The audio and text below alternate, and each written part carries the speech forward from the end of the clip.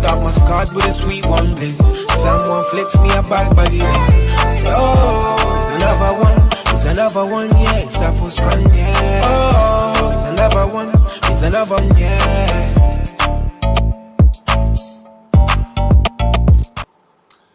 Good evening, good morning, or good afternoon, wherever you are in the world. I go by the name of BNG, feature yours truly, Trey, and we've got our special guest here, Levi. Thank you for having me, mate. I appreciate you both getting me on the show. Finally on. Yeah, it's good to have you on, Levi. How's life? How's life treating you? Everything's good, mate. Yeah, I'm straight back in the gym. I said after that last fight, I want to get straight back in the mix for titles again. So, yeah, my manager's delivered. We've got an home show up and coming. So, yeah, everything's positive, yeah. Well, that's good to know. That's good to know. Thanks for obviously taking up your valuable time to come to the show, of course.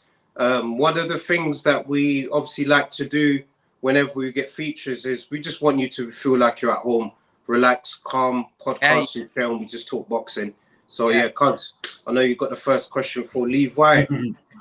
Yeah, so just a quick one. This is a question I usually ask, every boxers. What made you, become a professional boxer? So I tried every sport as a kid. I got into boxing at a real young age, and I tried a lot of sports. I tried like football. I tried like kickboxing. I tried a bit of karate, and nothing was really for me.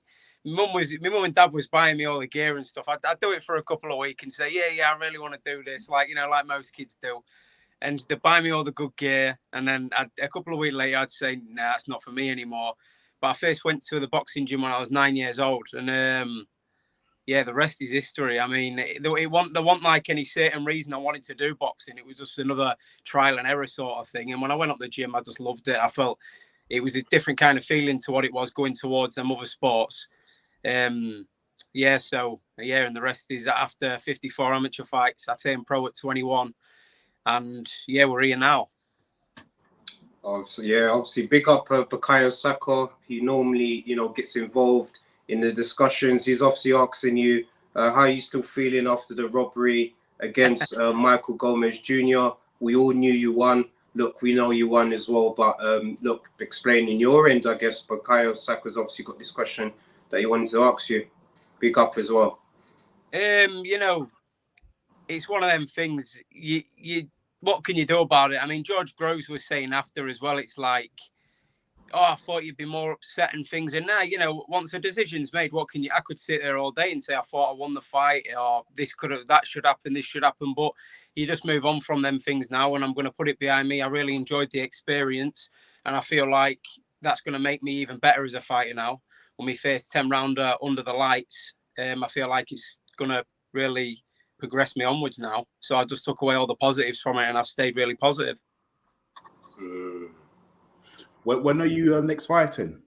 So I asked my manager, because I spoke to him quite soon after the fight, and I said I want to get back active. The only reason I want active is because the shows kept getting pulled. So I had a 4-rounder a year ago before. Well, it was a few months ago before the Gomez fight. But I was meant to have a couple of 8-rounders in between them, but the shows kept getting pulled. Or it was no fault of mine. It was just a bit of bad luck, really. But we took the Gomez fight came about, so we took that. That's already out the way and done with. But we've been offered an home show, so I'll be fighting in Grimsby on the 17th of June. It could be for something big. I'm just waiting for the dotted lines to get signed. So when that's signed, I can announce what potentially it's for. But back out June the 17th in Grimsby. Yeah. Oh, massive! You must be excited. In terms of activity, of course. I know getting the fights and matchmaking is not always the easiest thing to do. So, like in the ideal world, how many fights would you like to sort of have this year, and how many sort of are you expecting potentially, just based on dealing with your manager and the business of boxing, of course? So I was very active up to obviously the COVID stage. I trained through the COVID. I always said, when you get towards the 10-rounders, if they're not punch ups, you don't really want too many rounds under your belt. But I do want to stay active. So I think 3 to 4 fights a year is definitely doable. And I like staying in the gym. I'm always in the gym. So I think, 3 to 4 fights a year, stay real active and enjoy the time while I can. Boxing's not a long career, so you've got to make the most of it.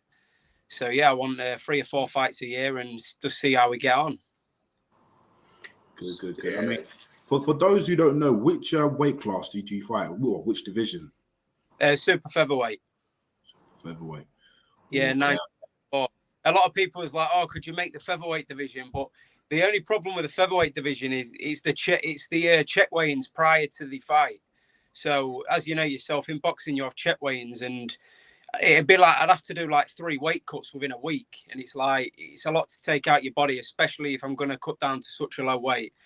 4 pounds, one that's like at your heavyweights, it's not a lot of weight, but when you're down at like 3-4% body fat, 4 pounds is like quite a lot of weight, So me, he's definitely going to be in the super featherweight division. I think I'll grow into it just naturally. I think I will be. I think that'll be the weight that I'll probably stay at for the rest of my pro days. Wow, that's really exciting, of course. And look, as you know, boxing's a sport that has its inspiration, its great moments, of course. Growing up, what sort of fighters did you sort of model your current fighting style with? And look, who would you be able to watch sort of 10 times a day and just not get bored of it? Let's say. Growing up, I'm like a lot of young lads, especially from my era. Then like the 90s, the 96 when I was born, going into the 2000s. Ricky Hatton for me was, I won't really say my style's based on Ricky Hatton, but like every other Brit, watching Ricky Hatton when he was in Vegas and the late nights, some of the fights he had here, I used to love watching Ricky, and I took quite a lot away from how he was as a peer. So, but there's some fighters out there. Canelo Alvarez. I love watching Canelo. I really like watching Canelo. I like watching like Pernell Whitaker. I like watching Sugar Ray Robinson. I like really watching some of your old fighters. Big up. The fact that you just mentioned Sugar Ray Lennon, he's one of the sort of greats, and a lot of people don't appreciate the fact that he's done it at sort of all levels, amateur.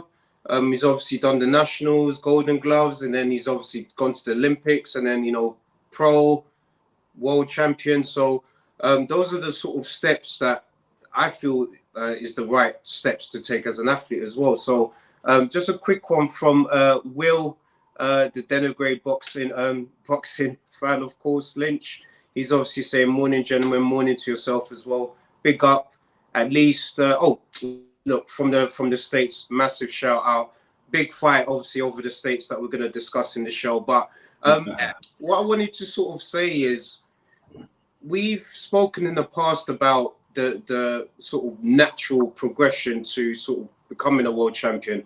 Do you see sort of the steps of, becoming Commonwealth, then British champion, then obviously European champion, and obviously becoming the world? Is that the conventional route for yourself, or are you looking to sort of do something a bit different? No, I want to get that's despite the loss, that's definitely the route we wanted to take. Winning that, that like you're really working your way up through the levels. You're not skipping levels. Then boxing, you'll know yourself, even from being massive boxing fans, or doing a bit yourself, or you can see it's about levels, and you can see when a fighter jumps a level and goes to 1-2R, you can see that you can see from the outside that he's not quite there yet.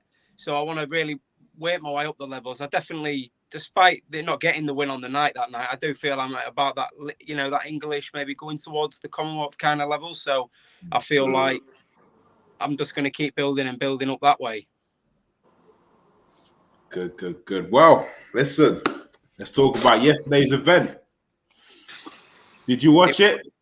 It was big, yeah. I think every fan, every boxer had to tune in if it wasn't live, if you didn't watch it live then this morning. But yeah, I mean, I knew I said before I thought that Gervonta was going to win by a knockout, but I really didn't think it'd be that one-sided. I just think he's elite, and he really is an elite level fighter. And if Before didn't prove it, last night definitely proved how really good he is. That body shot was, yeah, you could see it just took the life out of him.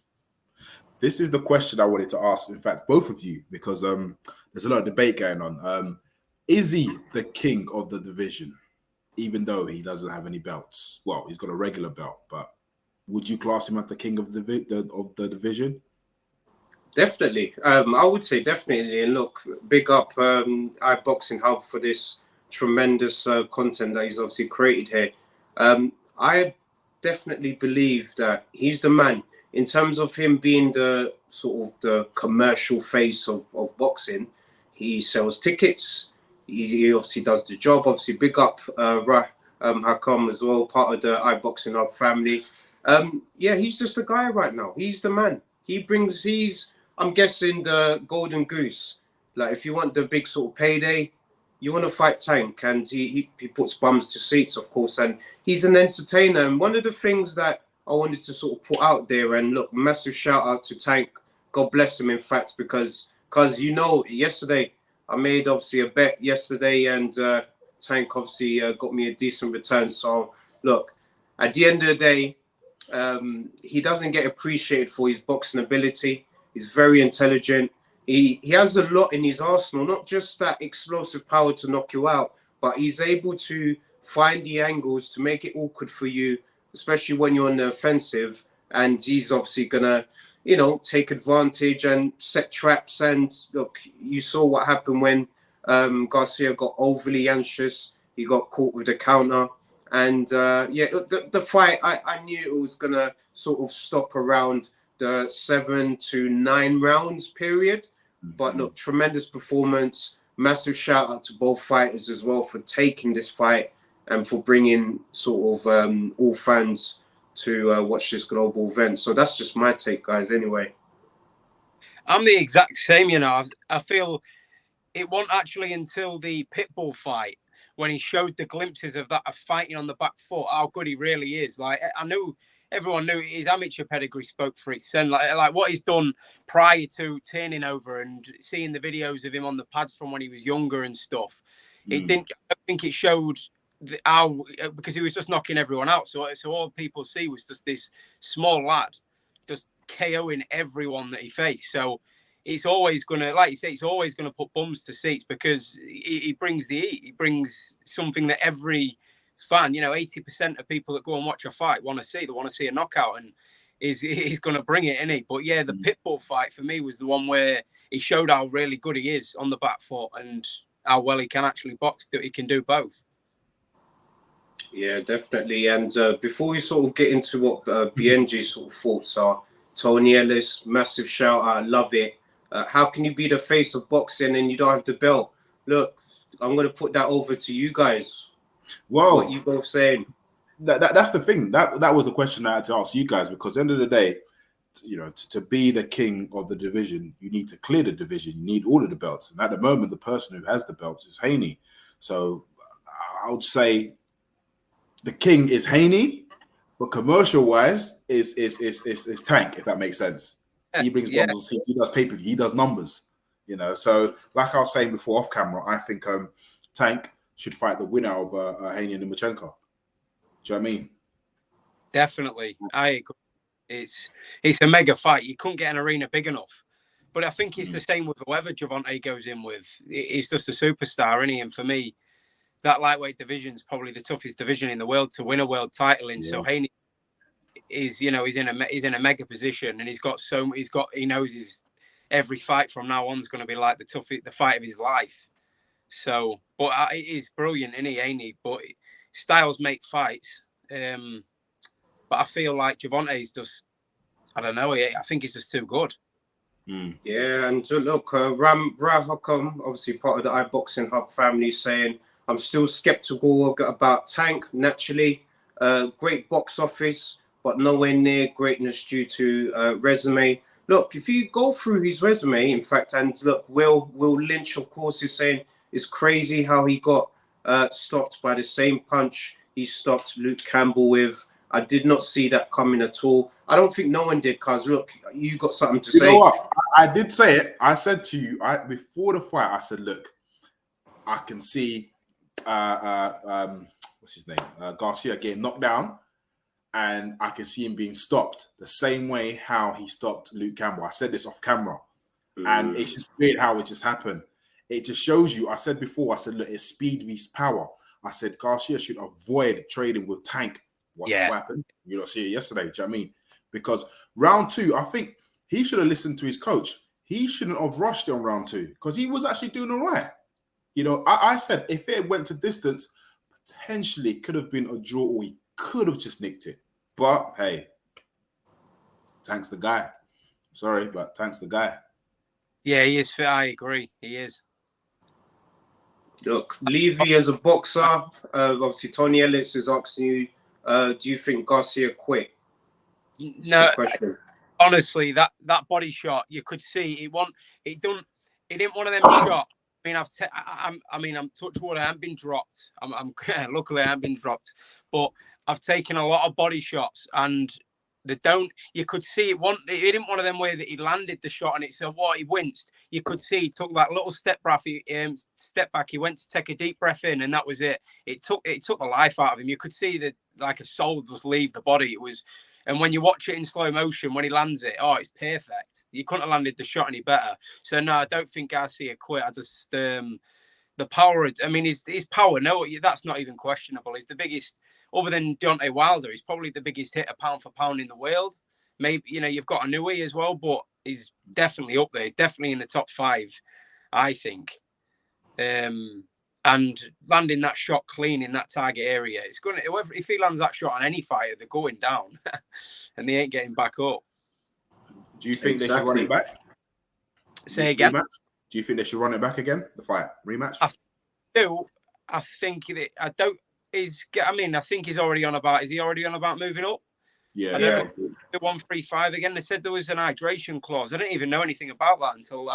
So what happened is this fight was actually fought at 136, so at a catch weight, because obviously Garcia had that hydration clause on the contract as well, so he couldn't get past a certain limit.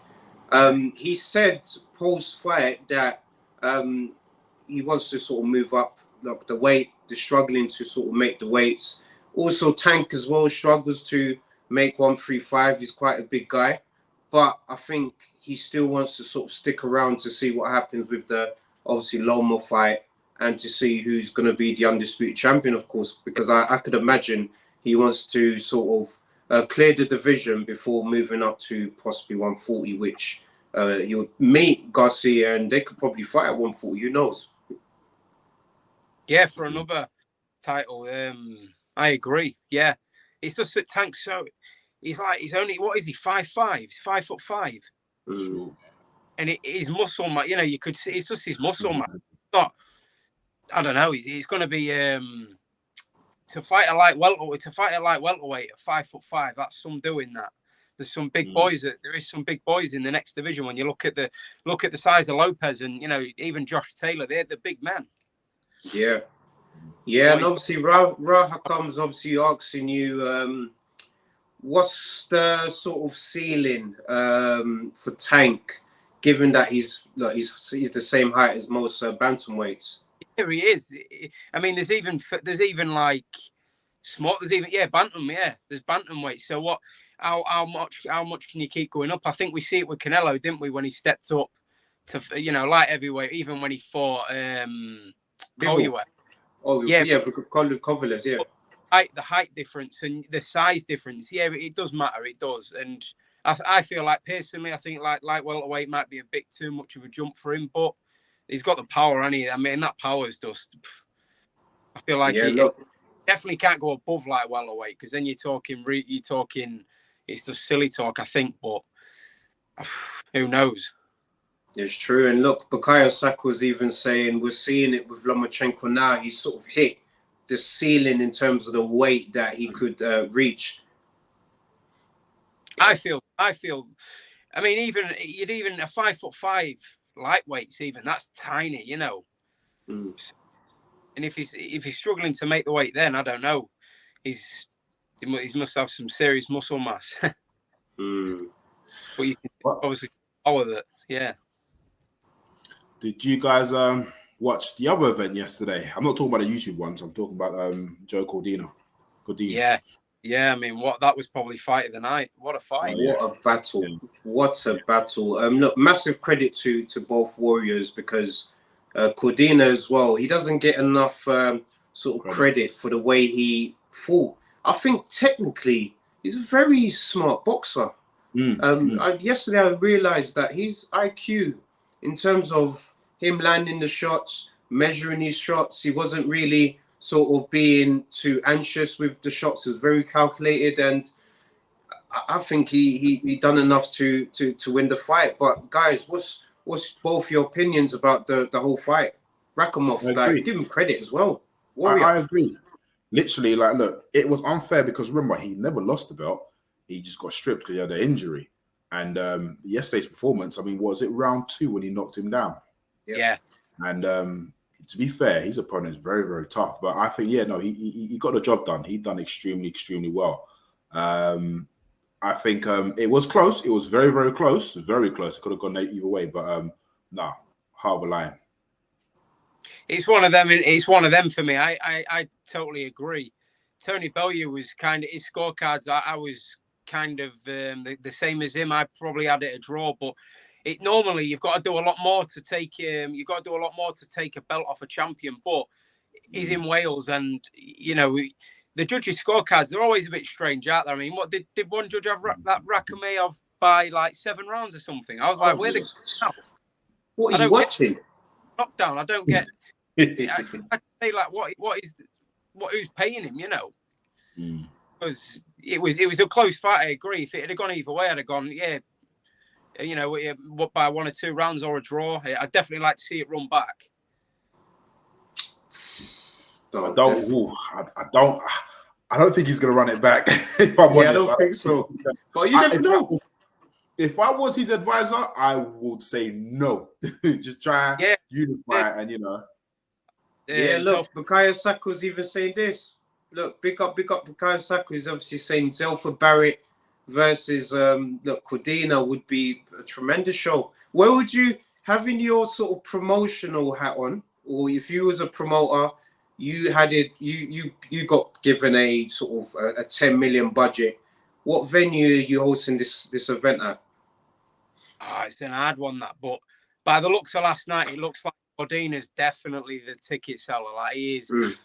Them Welsh, they was really behind him last night, and I feel like it'd have to be Wales. It'd have to be. Definitely, with him being the champion, it's only fair anyway to go back to Wales. I don't think. I know Zelfa's one of the soundest geezers. I've met him in the gym. He's a nice fella, but I don't know. I've never seen it like a crowd like that last night. So it only makes sense to do it in Wales for me, which it'd probably be next. Just a quick one, guys. What's your views on what's his name? Savage, the Babbage. He lost in round 1. Do you think the ref stopped it too early? Do you think it was fair or unfair? I watched it back, but he wasn't throwing anything back. So at the same time, I thought, that was a bit premature. The other hand, I thought, has he done him a favour? There was still a bit left in the round, and he's not stopped throwing the punches, and Babic isn't retaining anything. So I don't know. It's a tough one. This Bridgerweight, what was it? The first ever world title to be boxed for? Yeah. Could he let it go? Maybe. But he won't retain. I don't feel like. Say again. They should run it back, I reckon. I think it was a bit unfair, if I'm honest with you, because that's how Babbage, that's how he fights. Do you know what I mean? Like, he gets hit, gets back up, gets hit, but then I don't know, man. I just think it was a bit unfair. It was round 1. At least let the round end and then wait till round 2. I mean, I know it's a new weight, but then, like you're saying there, this is a WBC world title, so you're talking like this is the main top. This is the top of the top belt. Could he let it go on? He could have definitely let it go on, but then, like, on the other hand, he wasn't actually retaining any punches. But the punches that the Polish guy was throwing wasn't really landing clean. So back of the head, maybe that's what Hakom is obviously saying. Maybe it wasn't really. It was more. He's just throwing a lot, and Babic not throwing back. So yeah, there's definitely an arguable case. I think they will run it back. I think so. Yeah, yeah. But where would they run it back? Would they be back in? Would he want to fight in Poland, or should there be a neutral ground? Neutral. You'd think neutral, but with the other guy being the champion, I suppose he's got. He's there. Yeah. Yeah. Well, lads, what's your views on Martin Bakole and Dillian Whyte? Come on, talk to me. Ooh, yeah, this was the juicy one. What are you saying, Levy? That was a heavy exchange, isn't it? It is. And I was like, yeah, and literally just before I come on, I was watching the United game. My mate sent me a video, and the Dillian Whyte saying that he's done a video and he's calling him an offender, saying he should be in prison. I don't know information from here, but it's definitely. I feel like that if them two fight, I think more people will be looking forward to the press conference than they will the fight. You already know. I mean, do you think Dylan should accept the challenge? I feel like there's a lot more for him to lose than there is to gain. But for Bakole, he's got more to gain than he has to lose. So I feel, and he's always, I feel like he's been quite hard done to over the years, Dillian. I personally think, I was saying it before off camera, I think Dylan should take the challenge and fight him. Now, I know commercially it won't do that much numbers, but I feel that because Bakole is ranked number 2 on the WBA, if Dylan was to beat him, Dylan could potentially take that spot and potentially, challenge the likes of, Usyk. Do you know what I mean? Because at the moment, Dylan wants to fight AJ. I can't really see that fight happening. It could, but I can't really see it happening because I understand AJ, he wants to fight in December. Do you know what I mean? Obviously, Dylan has to be active. And I think he should take it. He should take it because at the end of the day, like, look, Dylan wants Joshua and Tyson Fury. He wants to revenge his loss. And to be fair with you, I don't think Tyson would want to fight Dylan again. Do you know what I mean? No, that one-sided. I think it's pretty pointless. It was too one-sided. He did anything he wanted that night, and I like Dillian, I really do. But I think Fury, boxing-wise, I prefer Dillian a lot more as a person than I do Tyson Fury. But as far as boxing goes, I feel like he's a level above Dillian Whyte. I don't know what you got, but I can see it happening. Big up Raf, Hakondi, of course, man. He's obviously saying, come on, Congolese brothers. You got to big up Bakole. Of course, look, I'm backing the Congo, man, for sure. Backing him. Obviously, big up Jamie TKV yesterday as well. Got that second round victory. I don't know if you guys got to see that performance, but massive shout out to him. Massive shout out to Bazza, Barry Smith as well. We obviously had him on the pod a few weeks ago. We got a lot of laughs and jokes. But look, Bukayo Saka was obviously saying, why only about to get paid now? Unfortunately, Bakole doesn't bring any money. Look, but you can argue that it's a low risk. It's a high risk, low reward, but I get it. But the thing is, look, nobody wants to fight Dylan. Like I said, AJ. He said he wants AJ and Tyson, right? They don't want to fight him. Wilder, I don't know if Wilder will entertain him. But to be fair, if Dylan fights Bakole, I'm not. Well, there's a slim chance if he was to, let's just say he beats Bakole, right? He's ranked WBA number 2. Do you know what I'm saying? So then he can challenge, I don't know, Triple D. If Triple D doesn't fight Usyk, then the number 2 will be next in line to fight Usyk. Do you know what I mean? So you got to see it from a business point of view, because at the end of the day, like, look, the biggest boxing stars at the moment in the heavyweight division are the 4. They're talking about Wilder, Joshua, Fury, and Usyk. That's what they're talking about. Joe Joyce, he might be fighting Zhang again. I don't know, but Derek Chisora wants to fight Zhang. Do we want to see a trilogy with Derek Chisora and Dillian Whyte? I don't know, because we've seen it already. I'm seeing 1 and 2. So I think the next, I feel like the way the last one ended with them, I feel like that's been put to bed now. He's knocked Chisora out. That's exactly. Like, they did it once and it was close, and he's done it again and he knocked him out. So I feel like. And I like Del Boy, he's another one. You're always going to get an entertainment fight with him, aren't you? A good build-up, good fight, sells tickets. But I honestly think, right, Bakole and Dylan, they could do O2 Arena. If not O2, then Wembley. I think people tune in. and what's gone on. I mean, you've probably got more people talking about what's gone on between them than you have, some of the boxing. So yeah. I feel like Holy fight versus White. That's a big fight now. Maybe it was a setup, but whatever it is, worked because everyone's speaking about. So I mean, who would want to host it? Is it Sky or DAZN? I feel like anyone would take that fight on. Because it will be honestly like I listen. I'm down, 100% down. Literally, Just watching that what I saw yesterday, it's like whoa, like he ain't scared. Do you know what I mean? No. He wants to fight. He said he goes, look, just accept the challenge. Because what Dylan White is saying, Bakole should fight the guy who beat him, what's his name again? Michael Hunter. And then after that, then they can talk. There's no point. Forget it. Like, look, Bakole's like allegedly 29 and Dylan's 35. Do you know what I mean? So let's get it on. Do you know what I mean? Yeah. Let's get it on. No, don't waste time. This is the heavyweight division. Don't waste time. Literally, if anything, they can do this fight in summer. I'm telling you, like, it will be electrifying. The build-up, the press conference, the communication, everything. I'd be looking. I'd go watch it. Well, obviously, and they won't do it anywhere else. If they do it anywhere, I'd go watch it. It's going to be a good fight. I really like that Bakole. I do think he's good. But do you think Bakole, apparently he's supposed to be fighting Wilder next? I don't know how true that is, but do you think Wilder will? Thought about it and thought that's another good fight.